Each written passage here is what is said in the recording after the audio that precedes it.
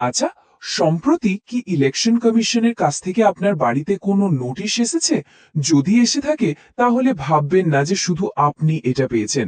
2026 সালের ভোটার তালিকা সংশোধনের যে বিশেষ কাজ চলছে তারই অংশ হিসেবে কিন্তু অনেকেই এই নোটিশটা পাচ্ছেন। চলুন আজ আমরা খুব সহজভাবে বুঝে নিই যে এই নোটিশটার আসল মানেটা কি, আর এটা পেলে ঠিক কি করতে হবে। দেখুন, এইরকম একটা সরকারি নোটিশ পেলে একটু চিন্তা হওয়াটা খুবই স্বাভাবিক, কিন্তু সত্যি বলছি, ঘাবড়ানোর কিচ্ছু নেই। এর পেছনের কারণটা আসলে খুবই সাধারণ, আর আমরা ধাপে ধাপে পুরো বিষয়টা বুঝতে আপনাকে সাহায্য করব। তো সবার আগে চলুন জেনে নিই এই নোটিশটা আসছে কেন। এর আসল কারণ হলো নির্বাচন কমিশনের একটা নিয়ম, যেটাকে আমরা বলতে পারি 6 জনের বেশি নিয়ম। ব্যাপারটা একটু ভাবুন তো, ভোটার তালিকায় যদি একজনই অভিভাবকের নামে, ধরুন বাবা বা মা, 6 জনের বেশি সদস্যের নাম লিঙ্ক করা থাকে, তখন কি হবে? ইলেকশন কমিশনের যে কম্পিউটার সিস্টেম আছে, ওটা যখনই এমন কিছু দেখে, সঙ্গে সঙ্গে সেটাকে একটা সম্ভাব্য গরম মেল হিসেবে ধরে নেয়, আর তখনই ভেরিফাই করার জন্য একটা নোটিশ পাঠিয়ে দেয়। মানে সিস্টেমটা আসলে বলতে চাইছে, 1 মিনিট দাঁড়ান, এখানে একজন ব্যক্তির সাথে অনেকগুলো নাম যুক্ত আছে, আমাদের একটু নিশ্চিত হতে হবে যে সবকিছু ঠিকঠাক আছে কিনা। ব্যাস, এটাই হলো পুরো ব্যাপারটার মূল কথা। এটা কিন্তু খুব ভালো করে বোঝা দরকার যে এটা কোনো অভিযোগ নয়, এটা ভোটার তালিকাকে একদম নিখুঁত আর নির্ভুল রাখার একটা সাধারণ পদ্ধতি। এর মাধ্যমে শুধু এটা নিশ্চিত করা হয় যে লিস্টে যেন কোনো ভুল তথ্য না থেকে যায়। তো সমস্যাটা তো বোঝা গেল, এবার আসা যাক সমাধানের কথায়। আর ভালো খবরটা হলো, এর সমাধান কিন্তু বেশ সোজা, আর সেটা হলো একটা ঘোষণাপত্র বা ডিক্লারেশন ফর্ম।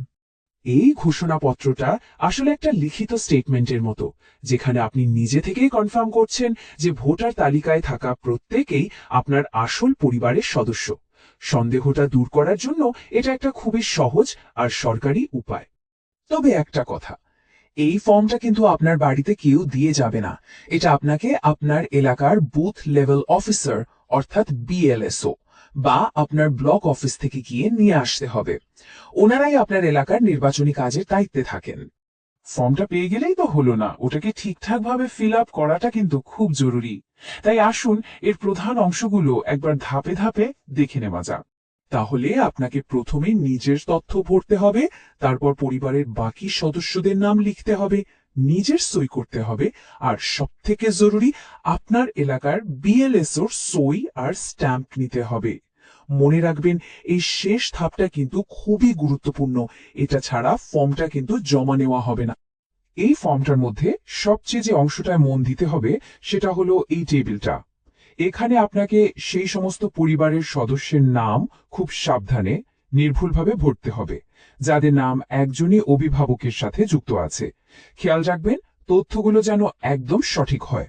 শুধু ফর্মটা জমা দিলেই কিন্তু কাজ শেষ নয়, আপনাকে আপনার দাবির সমর্থনে কিছু ডকুমেন্টও জমা দিতে হবে, যেমন পারিবারিক সম্পর্ক প্রমাণ করার মতো কোনো একটা নথি, আর তার সাথে আপনার পরিচয়পত্র।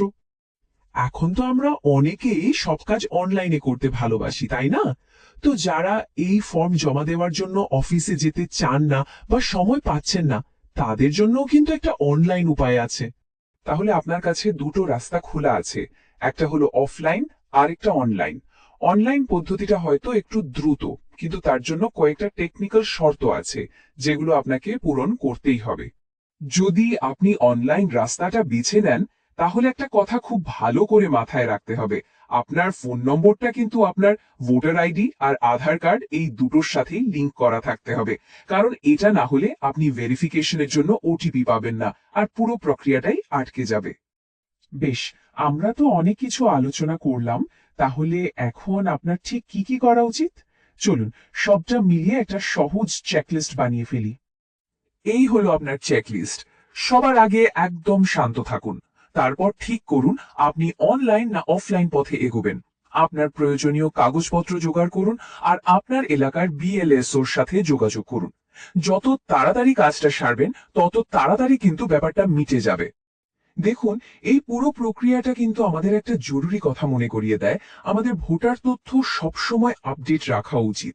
এটা শুধু ভবিষ্যতে ঝামেলা থেকেই আমাদের বাঁচায় না, এটাও নিশ্চিত করে যে দেশের গণতন্ত্রে আমাদের প্রত্যেকের কণ্ঠস্বর যেন সবসময় জোরালো থাকে।